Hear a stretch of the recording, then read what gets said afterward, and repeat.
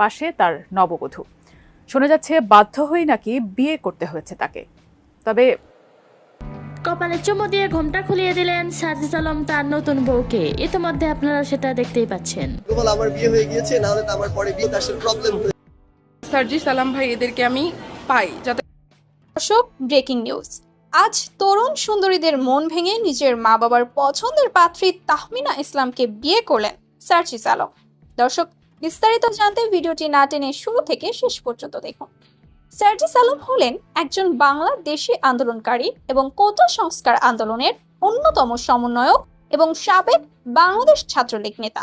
তিনি বৈষম্য বিরোধী ছাত্র আন্দোলনের সমন্বয়ক হিসেবে বিশাল জনপ্রিয়তা পেয়েছেন এবং এরই মধ্যে অনেক তরুণ সুন্দরীরা তার প্রতি ক্রাশ খেয়েছেন এবং অনেক মেয়েই তাকে বিয়ে এবং প্রেমেরও প্রস্তাব দিয়েছেন।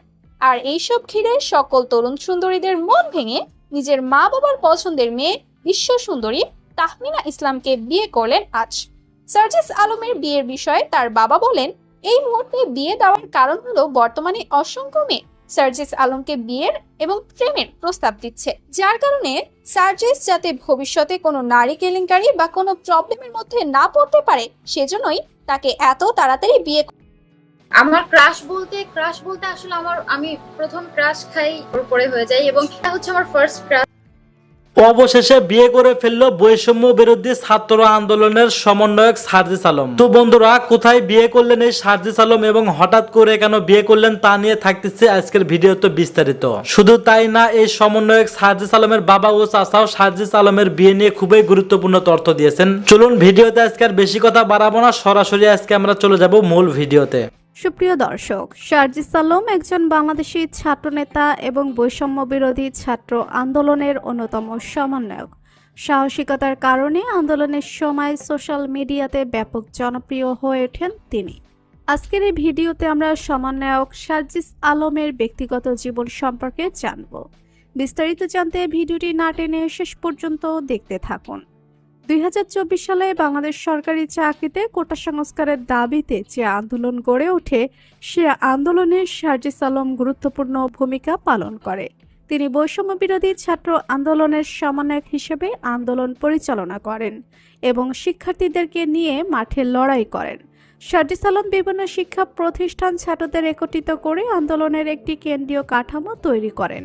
তিনি আন্দোলনের দাবিগুলো স্পষ্টভাবে উপস্থাপন করেন, যার মধ্যে অন্যতম একটি দাবি ছিল সরকারি চাকরিতে কোটা পদ্ধতির সংস্কার। সার্জিস আলম ফেসবুক সহ অন্যান্য সামাজিক যোগাযোগ মাধ্যমে আন্দোলনের প্রচারণা চালান। এটা সারা দেশের শিক্ষার্থীরা আন্দোলনের সঙ্গে যুক্ত হন এবং নিজেদের দাবি শুরু করেন। প্রথমে সার্জিস আলম আন্দোলন শান্তিপূর্ণ রাখার আহ্বান জানিয়েছেন। তিনি ঢাকা সহ বিভিন্ন শহরে মানববন্ধন, গণস্বাক্ষর ও প্রতিবাদ সমাবেশের আয়োজন করেন। আন্দোলনের বিভিন্ন সময়ে শিক্ষার্থীদের মনোবল ধরে রাখার জন্য তিনি মাঠ পর্যায়ে উপস্থিত ছিলেন। তার নেতৃত্বে শিক্ষার্থীরা ঢাকার রাজপথে বিভিন্ন কর্মসূচি পালন করেন। আন্দোলনের সময় সার্জিস আলম পুলিশের হাতেও আটক হন এবং শারীরিক ও মানসিক নির্যাতনের শিকার হন। এরপরেও তিনি আন্দোলন চালিয়ে যাওয়ার ঘোষণা দেন। তিনি বারবার শান্তিপূর্ণ আন্দোলনের উপর জোর দিয়েছেন এবং সহিংসতার বিরুদ্ধে অবস্থান নিয়েছেন।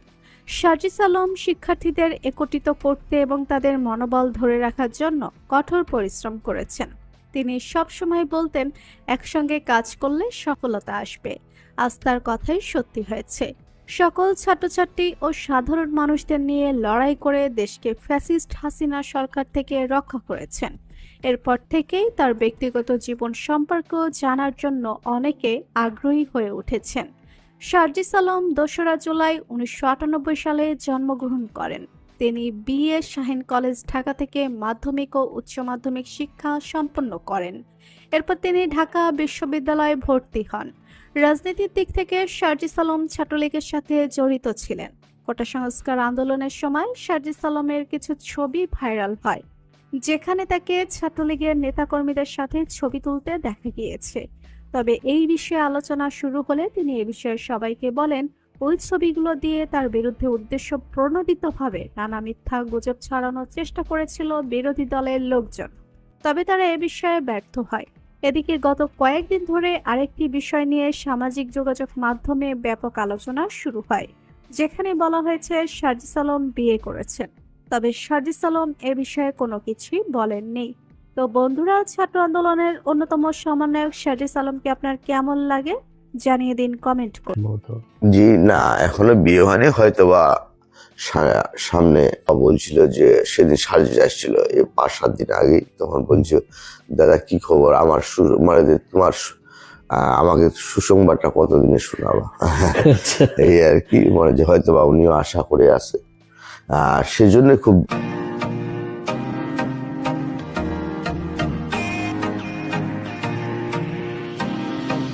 আমি এখন পঞ্চগড় জেলা আটোয়ারি থানা বামনকুমার গ্রামে আছি। এটা হচ্ছে আলওয়াকুয়া ইউনিয়নে পড়েছে। এখানে আসার একটা কারণ হচ্ছে, আপনারা সবাই জানেন বৈষম্য বিরোধী ছাত্র আন্দোলনের কেন্দ্রীয় সমন্বয়ক সার্জিস আলম ভাইয়ের পৈতৃক বাড়ি হচ্ছে এখানে। অলরেডি একটা ভিডিও আমার চ্যানেলে আপনারা দেখেছেন ওনার পৈতৃক বাড়ি নিয়ে। আজকে আমি স্পেসিফিক আমার সম্মুখে যিনি বসে আছেন তিনি হচ্ছেন সার্জিস আলম ভাইয়ার শ্রদ্ধেয় পিতা। আমি সরাসরি ওনার সাথে কথা বলবো। আসসালামু আলাইকুম। ওয়ালাইকুম আসসালাম। আসসালামু আলাইকুম। ওয়ালাইকুম সালাম। আপনি কেমন আছেন? আলহামদুলিল্লাহ ভালো আছি। ভাইয়ার তো পড়াশোনা এখনো চলতেছে? হ্যাঁ, পড়াশোনা এখনো, মানে সে মাস্টার্স কমপ্লিট করছে, সে বিসিএ যে প্রিলিতে টিকেছে, রিটেন পরীক্ষা তো এখনো হয়নি। না। হ্যাঁ, হয়তো বা আমি এখনো আশা করব, আমার ছেলের কাছেও করব, এবং আমি এটাই বলবো যে সে যেন সামনে যদি রিটেন ভাইবা হয় সে যেন বিসিএসটা কমপ্লিট করে, এই আশাটুকু আমি তার প্রতি রাখবো। এবং আমি সারা বাংলাদেশের মানুষের কাছেও দোয়া চাই যে সে যেন মানুষের মতো মানুষ হয়, এবং সে যেন অবশ্যই মানুষের এবং দেশের সেবায় সে কাজ করে এবং সততার সহিত কাজটা করে। এই বাড়িতে শেষ কবে, রিসেন্টলি মানে কখন এসেছেন উনি? এই বাড়িতে আসলে ও 5 আগস্টে যখন হওয়ার পরেই শেষের বার, এই তো কয়েকদিন আগে ও এসেছিল, 5-7 দিন আগে এসেছিল। ও আবার মানে যে বলছে যে আব্বা আমি প্রতি মাসে অন্তত 1-2 বার আসবো পঞ্চগড়ের মানুষের খোঁজ খবর নেওয়ার জন্য। পঞ্চগড়ের মানে আউটারি পঞ্চগড় সদর এবং তেঁতুলিয়া মানে যে এরিয়াটা আছে, হ্যাঁ তার একটা এই যে এরিয়াটা, এটার প্রতি মানে যে একবার হলেও, মাসে 1-2বার হলেও সে আসবে, মানুষের খোঁজ খবর নিবে, কথাবার্তা বলবে। স্থানীয়ভাবে ওনাকে কোনো সম্বর্ধনা বা কিছু? স্থানীয়ভাবে সম্বর্ধনা তো মানে যে এখানকার ছেলেপেলে যারা ছিল তারা তো দিয়েই ছিল, এবং যেখানে যায় সেখানে তো সম্বর্ধনা তাকে দেয়। জি, বুঝলেন না? আচ্ছা, ওনার বিয়ে এখনো মনে হয় সম্ভবত? জি না, এখনো বিয়ে হয়নি, হয়তো বা সামনে এরকম চিন্তা ভাবনা আছে। এইভাবে মানে যে আসলে ফার্স্ট টাইম আমরা এই বিষয় নিয়ে মানে যে একটু কথা বলছি, সার্জিজও আমাদের সাথে কথা বলছে, শেয়ার করছে, আমাদেরকে দেখতেও বলছে। এবং দাদা, ওনার ছোট ভাই আমাকে একটা ইন্টারভিউতে বলছিল কালকে যে ওনার দাদাও নাটবো দেখতে চায়, ওনারও বয়স। বাবা বারবার বলছে বাবা খুব অসুস্থ, বাবার বয়স 95। মনে করেন যে বাবা বলছিল যে সেদিন সার্জিস আসছিল এই 5-7 দিন আগেই, তখন বলছে দাদা কি খবর, আমার মানে যে তোমার আমাকে সুসংবাদটা কতদিনে শোনাবা। এই আর কি, মানে যে হয়তো বা উনিও আশা করে আছে, সেজন্য খুব দ্রুত আর কি এরকম চিন্তা ভাবনা। আবার আপনার আব্বু অনেক স্নেহ করে নাতিকে। আমার কথা হলো আমার কথা হলো যে আসলেই সে ঘরে ঢোকার আগেই ঢাকা থেকে আসলে তার দাদার কাছে যায়, এবং তার দাদার কাছে গিয়ে শুয়ে সে ঘুমায়। এখনো এই কয়েকদিন আগে আসছিল তখনও সে তার দাদার কাছেই ঘুমিয়েছে, মানে দাদা দাদিকে সে অত্যাধিক আর কি ভালোবাসতো। এই বাড়িতে কে থাকে মূলত এখন? এখানে এই বাড়িতে আসলে মনে করেন যে আমি আছি, আর বাবা মা আছে, আমার ওয়াইফ, আর ছোট ভাই বউ, ওরা ওর ওয়াইফ, ওরা রুইয়ে থাকে, আর বড় ভাই আমাদের সামনে রাখালি বাজারের সামনেই মিলের সাথে ওখানে বাড়ি কমপ্লিট করছে, হয়তো বা 2-1 দিনে চলে, ওরা মানে এই মাসের ভিতর ডিসেম্বরেই চলে যাবে আর কি, বাসা কমপ্লিট হয়েছে, ওখানে চলে যাবে। এখানে আমি একাই আর কি, আসলে আর কেউ নয়, বাবা মা, আমি, আমার ওয়াইফ। সাজিদ আলম ভাইয়ের সহ আরো যারা কেন্দ্রীয় সমন্বয়ক ছিলেন তাদেরই নেতৃত্বে বর্তমান অন্তর্বর্তীকালীন সরকার, এই সরকারের নিকট কি আশা করেন একজন সাধারণ জনগণ হিসেবে? আমি আসলে একজন সাধারণ জনগণ হিসাবে অবশ্যই যারা এই বর্তমান অন্তর্বর্তীকালীন সরকার যারা এই দেশকে নেতৃত্ব দিচ্ছে, এবং আমি আশা এটাই করি যে বাংলাদেশে যে ইস্যুটাকে নিয়ে তারা আন্দোলন করেছিল সেটাতে যেন মানুষ আবার না বলতে পারে যে আমরা বৈষম্যের শিকার। আমি চাই তাদের আন্দোলনের ইস্যু যেটা ছিল সেটা যেন তারা ভালোভাবেই মানে যে পালন করে, দায়িত্ব পালন করে, এবং অবশ্যই বাংলাদেশের জনগণ, নিপীড়িত জনগণ, কিন্তু এই জনগণ যেন ওদের কাছ থেকে ন্যায় নিষ্ঠার সাথে মানে যে ন্যায় যেন ন্যায়ের পক্ষে যেন তারা মানে যে থাকে, এবং জনগণকে যেন অবশ্যই ভালোভাবে তারা দেখভাল করে। তাদের জনগণ আসলে অনেক দিন ধরেই মানে তাদের দাবি দাবাগুলো, তাদের চাওয়া পাওয়াগুলো, এই যে মনে করেন যে আপনার খাদ্যদ্রব্য, তারপর মনে করেন যে আপনার নিত্য প্রয়োজনীয় ওষুধ, মানে যে বস্ত্র, এইগুলো জিনিস যেন, এই যে জিনিসগুলো যেন তারা ভালোভাবে দেখভাল করে, যেন মানে যে আমাদের যেমন কৃষক, বাংলাদেশ একটা কৃষি প্রধান দেশ, বাংলাদেশের যেন মানে কৃষকের যেন বীজ, ধান, মানে বীজ, সার, এগুলো যেন ন্যায্য মূল্যে পায়, এবং মনে করেন যে টোটালি আসলে একটা দেশকে একমাত্রই বাংলা মানে সে যে দেশেরই হোক না কেন জনগণকে শান্তিতে রাখতে পারবে সরকার যদি সেটা মনে করেন যে অবশ্যই ন্যায় নিষ্ঠাবান সরকার হয়।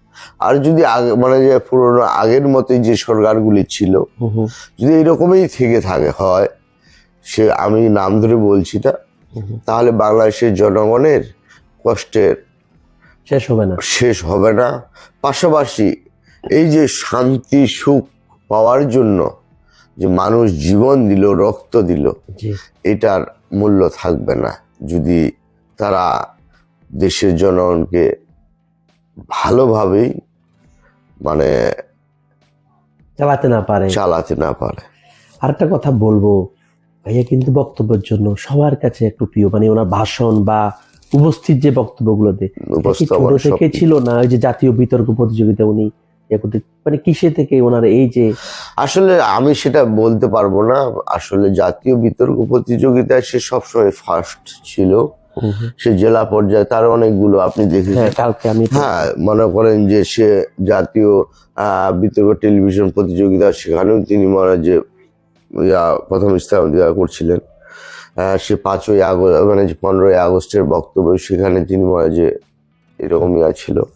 আর যাই হোক, আসলে টোটালি এটা আল্লাহ প্রদত্ত, এগুলো আসলে এত সহজে মানে যে অনেকেই তো মানে যে লেখাপড়া করে না কি, সবাই চেষ্টা করে, কিন্তু আসলে আল্লাহ তাআলা যাকে কবুল করে না যেভাবেই, এটার বাইরে বলার কোনো সুযোগ নেই, বাইরে যাওয়ার কোনো সুযোগ নেই। জাতীয় পর্যায়ে নেতৃত্ব দিবে এটা কি কখনো আশা করেছিলেন? না, আমি এটা কখনোই আসলে আশা করিনি, কিন্তু আমার ইচ্ছা ছিল যে আমার দুটো ছেলে দুটোই যেন বিশেষ ক্যাডার হয়, আমার এই ইচ্ছাটাই ছিল। আসলে সম্ভবত সেটা পূরণ হবে কিনা আল্লাহ তাআলা সেটা পূরণ করবে, সেটা আল্লাহই জানে। আর পাশাপাশি আজকে সার্জি যে জায়গায় আছে, তাও আমি মনে হয় যে আল্লাহর কাছে অনেক শুকরিয়া, সে মানুষের সেবায় আছে। আর আমি যখন মানে যে নামাজ পড়তাম, মাঝে মাঝে দোয়া করতাম যে আল্লাহ আমার ছেলে দুটো যেন মানুষের সেবায় এবং দেশের সেবায় নিয়োজিত থাকে সব সময়। বউ দেখার জন্য খুব পাগল হয়ে গেছে। ভাইয়ের দাদা কি আছে? হ্যাঁ, অবশ্যই আছে। খেলাধুলা করে, যেমন ছোটকালে ক্রিকেট খেলা, যেমন এইখানে ও এক সময় যেমন ছোট ছিল, এই জায়গাটা পরিষ্কার ছিল, এই জায়গাটা একটা সময় পেরিয়ে এসেছে। কিন্তু 5ই আগস্টের আগে কেমন ভয়ে ছিলেন সেটা যদি বলতেন, সেই সময়টা যদি কথা বলতে গেলে তো আমরা তো এখানে আসলাম, হ্যাঁ, এবং হুন্ডা থেকে দেখাচ্ছিলাম যে এই পুকুরটাতে উনি গোসল করতেন। হ্যাঁ।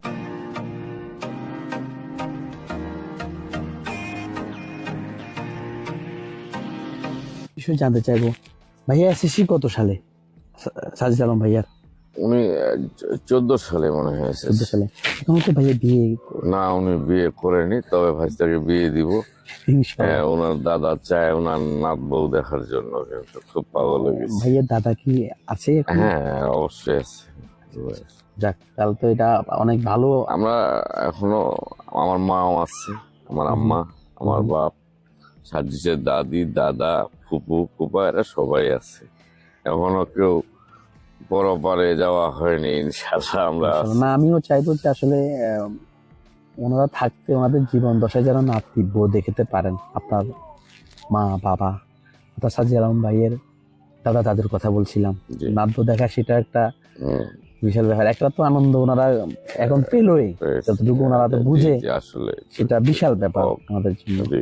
আমরা এইগুলোই তো, আর তো এখানে আর কোনো স্মৃতি না, স্মৃতি বলতে কি, একটা ওর স্কুলে ও ক্রিকেটও খুব ভালোবাসতো, ক্রিকেটও ভালো প্লেয়ার, ও বিতর্কিত তো ভালো একই। আচ্ছা, বিতর্ক নিয়ে বলুন, কোথায় কোথায় উনি বিয়ে করছে? ওনার জাতীয় যে টেলিভিশন যে প্রতিযোগিতাগুলো সেখানে গিয়েছিল, টিভিতে যেগুলো দেখি করছে তো, মনে করেন যে আপনার বিটিভি থেকে শুরু করে পঞ্চগড়, আপনার জেলা পর্যায় থেকে শুরু করে ও যেখানে গেছে ওখান থেকে বিজয় লাভ করছে। সাজিদের জীবনে চলার গতিতে এমন বাইশটা যে জায়গাগুলোতে গেছে ভাই, ইনশাল্লাহ আল্লাহ ভরসা প্রতিটাতে উনি বিজয় করছেন উনি। এটা আমি দেখে আসছি। ঢাকা ইউনিভার্সিটি উনি কিসের উপর পড়াশোনা করতেন, মানে কোন ডিপার্টমেন্ট? উনি সম্ভবত আপনার প্রাণী, এখনো তো রানী। উনি মাস্টার্স মনে করেন যে অনার্স মাস্টার্স করছে ঢাকা ভার্সিটি থেকে। বিসিএস ও মনে করেন যে আপনার যে প্রথম যে পরীক্ষাটা হয়েছিল ওইটাতে উনি টিকছেন। আশা করি ইনশাল্লাহ উনি বিসিএস ও ফার্স্ট হবেন। হ্যাঁ, ট্যালেন্টেড। কি আশা করেন ভাতিজার থেকে ভবিষ্যতে? কি চান, বা কি এটা থাকে না যে এই পর্যায়ে দেখতে চাই? ভাতিজা মানে তো নিজের ছেলের মতো। জি, অবশ্যই, তা তো অবশ্যই। আমাদের তো ফ্যামিলির বড় বাচ্চা ওইটাই।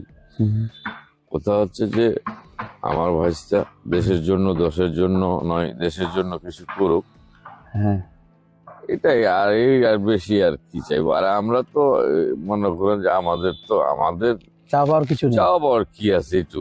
আজকে যে আমরা যে জায়গাগুলোতে যে জায়গাগুলোতে ভাইয়া, এগুলো বলায় প্রকাশ করে যাবে, আমি অর্থ দিয়ে কিনে যাবে না।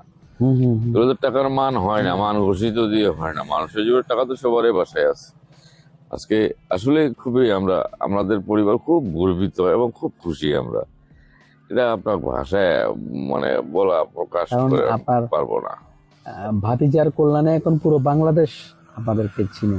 জি, বহির্বিশ্ব চিনে, বহির্বিশ্ব চিনে। বহির্বিশ্ব যারা বাংলা ভাষাভাষী আছেন এবং সবাই কম বেশি ওনাকে চিনে। আমরা এখন বাড়ির দিকে চলে যাবো, সেদিকে আমাদের কাজ শেষ। আমরা বাড়ির দিকে যাচ্ছি। আমি আরো বাড়ি যতটুকু ভিডিও আমি সেভাবে তো নিই, এগুলো দেখানোর চেষ্টা করব। আর আমি এ ফাঁকে সাজিদ আলম ভাইয়া চাচুকে আমি অনেক আমার চ্যানেলের পক্ষ থেকে কৃতজ্ঞতা জানাবো, যে উনি আসলে খুবই ভালো আছে, কোথায় আছে, ব্যস্ত মানুষ। উনি আমার অনুরোধে, ওনারা তো ব্যবসায়ী, তিনও ভাই, ওনারা কিন্তু তিনজনই, সাজিদ আলম ভাইয়ের বাপ চাচা তিনজনের কিন্তু ব্যবসায়ী। তো ওনাদের সময়ের অনেক মূল্য, কিন্তু তার ভিতরেও আসলে আমার অনুরোধে আমাকে যথেষ্ট উনি এখন ভাইয়া প্রতি বাড়ি থেকে ওনার চাচুর সাথে, ছোট চাচুর সাথে যাবো, যেখানে ভাইয়া স্মৃতি আছে, যে এখানে হয়তো গোসল করতে বা যে জায়গাগুলো আছে সব দেখাবো।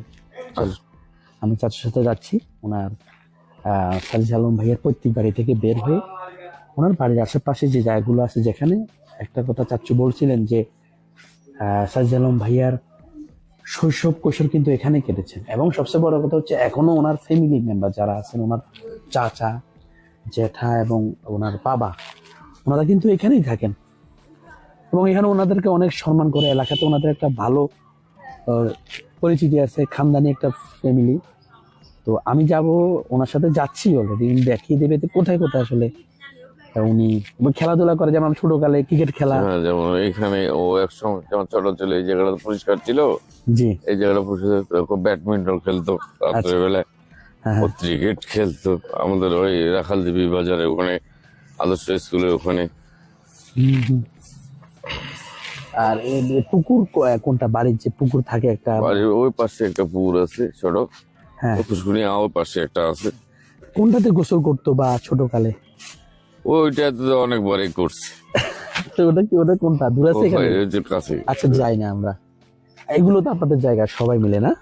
হ্যাঁ, এখানে মনে করেন যে এগুলো জায়গা আমাদেরই, মানে বাপ চাচাদের, সাজিস ভাইয়ের বাপ চাচাদের জি, জায়গা। আমাদেরই ফ্যামিলির মধ্যে। এদিকে গ্যাস আসছে, মানে লাইনের গ্যাস আছে? না, গ্যাস লাইন এখনো আসেনি। বিদ্যুতে তো অনেক পরে পেয়েছি আমরা। এটা তো অনেক ভিতরে। আমি এটা যখন আসলে খুব একটা, নদীর আসছিলাম, এটা বাংলাদেশের খুব একটা শেষ সীমানায় বলা চলে। আমাদের এখান থেকে মাত্র 1.5 থেকে 2 কিলো রাস্তায় ইন্ডিয়া। ইন্ডিয়ার border, হ্যাঁ। একদম বর্ডার সাইড। হ্যাঁ, বর্ডার সাইড।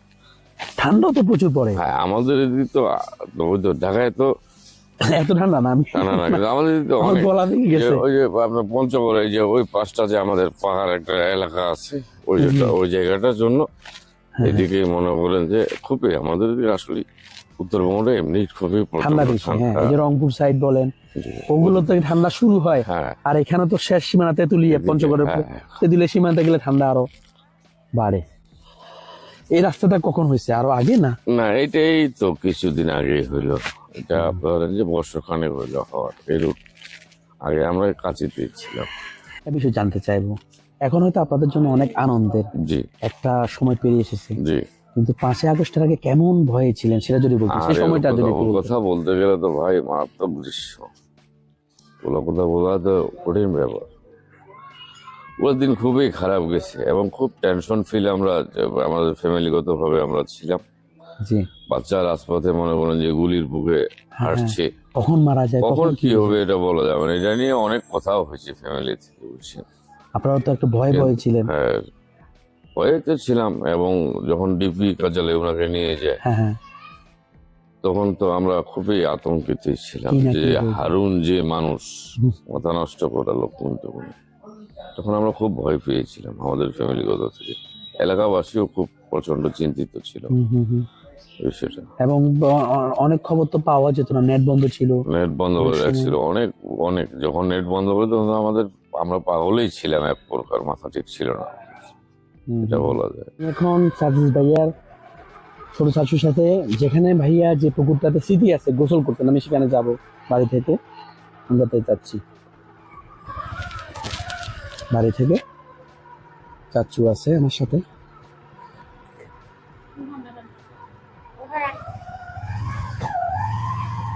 স্মৃতি বিজড়িত সে পুকুর, চায়ের কথা বলতেছে। তো এই দেখুন, এটা তো আমি আগেও দেখালাম।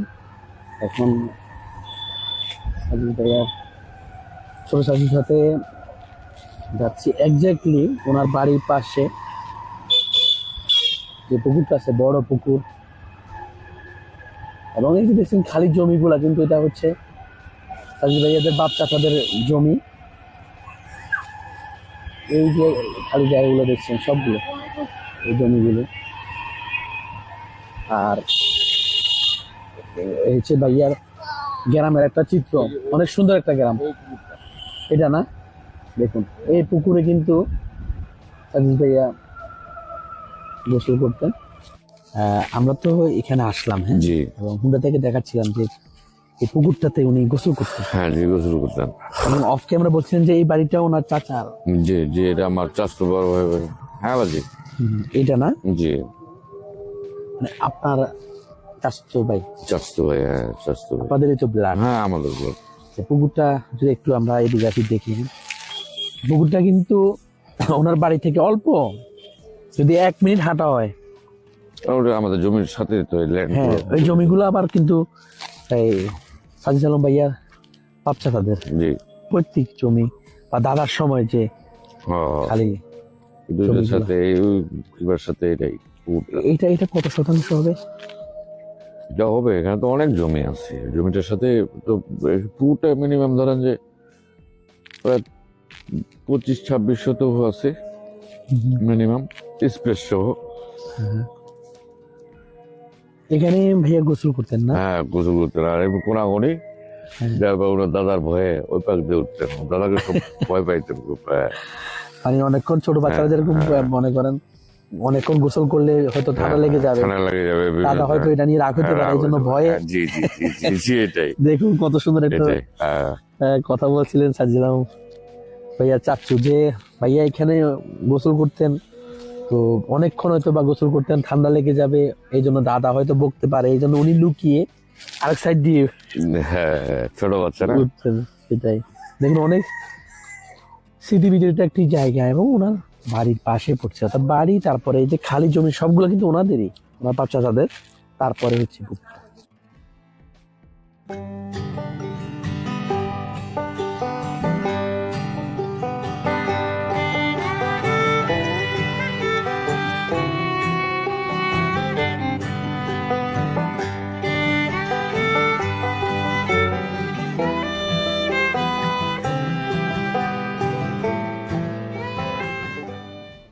তো সাজিলাম ভাইয়ের চাচার সাথে আমি এতক্ষণ ছিলাম, উনি আমাকে যথেষ্ট হেল্প করেছেন এবং সবচেয়ে বড় কথা হচ্ছে সাজিদ আলম ভাই সম্বন্ধে অনেকগুলো ইনফরমেশন উনি শেয়ার করলেন, যেগুলো আমার মারফতে আপনারা জানলেন। আমি আপনাকে একটা কথা বলবো, ওনার ফ্রেন্ড সার্কেল বলেন, ওনার যারা ভক্ত আছে তাদের নিকট সাজিদ আলম ভাইয়ের জন্য কি চাওয়ার আছে, কি বলার আছে, কি চাওয়ার আছে আপনার? এখন বিষয় হচ্ছে যে মনে করো যে দেশে যে এই ছাত্র আন্দোলনে যে একটা দেশ, আপনার মনে করেন যে 24-এ আমরা একটা মোটামুটি এটা যে আমরা যে একটা জিম্মির মধ্যে ছিলাম, এটার মাঝখান থেকে আমরা একটা স্বাধীনই পাইছি। আশা করি এখনো কিছু দোসর আছে, আরো পরিপূর্ণতা ভাবে এই দোসরকে সাফ করে বাংলাদেশ থেকে দেশকে যেন আমার ভাইস্তা একটা সুন্দর, দেশের কিছু সংস্কার আছে এগুলো করতে হবে, তারপরেই মনে করো যে সুন্দর একটা দেশ, দেশের মনে করেন যে আপনার একটু মনে করেন যে আপনার মানুষ যেন 17 বছরের মানুষ তো ভোট দিতেই পারেনি, এটা যেন মানুষ আবার তার অধিকার, তার ভোট কেন্দ্রে যে যেন পূর্ণ তার একটা ভোটারের একটা অধিকার যে আছে, যেন উনি এটা এই জিনিসগুলো যেন সংস্কার হয়। আপনাকে অনেক ধন্যবাদ। আমি বারবার বলছিলাম আপনি খুবই ব্যস্ত মানুষ, তার ভিতরে আমার অনুরোধে দর্শকদের জন্য আপনারই ভাতিজা সাজিদ আলমের জন্য অনেক চমৎকার করে ওনার যে পৈতৃক ভিটা, পৈতৃক বাড়ি, ওনার বাপ চাচা, ওনার দাদা সম্পর্কে এবং ওনার শৈশব কৈশোর সম্পর্কে অনেক অজানা তথ্য চমৎকার করে আপনি শেয়ার করলেন, যেগুলো আমার মারফতে দর্শকরা জানলো। সেই জন্য আপনাকে আমার চ্যানেলের পক্ষ থেকে অনেক অনেক ধন্যবাদ। আপনি ভালো থাকবেন। আপনাদের ধন্যবাদ প্রিয় দর্শকবিন্দু, আমাদের ফুল ভিডিওটি দেখার জন্য আপনাকে জানাই অসংখ্য অসংখ্য ধন্যবাদ। তো বন্ধুরা, এতক্ষণ আপনারা দেখলেন বৈষম্য বিরোধী ছাত্র আন্দোলনের নেতা সমন্বয়ক সার্জিস আলমকে নিয়ে নানান ধরনের আলোচনা এবং সমালোচনা, এমন নিত্য নতুন আপডেট খবর সবার আগে পেতে চাইলে এখনই আমাদের এই পিচ্চি শেখের ইউটিউব চ্যানেলটি সাবস্ক্রাইব করুন। আর হ্যাঁ, আজকের ভিডিওতে আমার নিজস্ব কোনো কথা বলা হয়নি, যা কিছু দেখছেন, যা কিছু শুনছেন, সব কিছু এই সোশ্যাল মিডিয়া থেকে সংগ্রহ করে নিয়ে আপনাদেরকে দেখানো হয়েছে।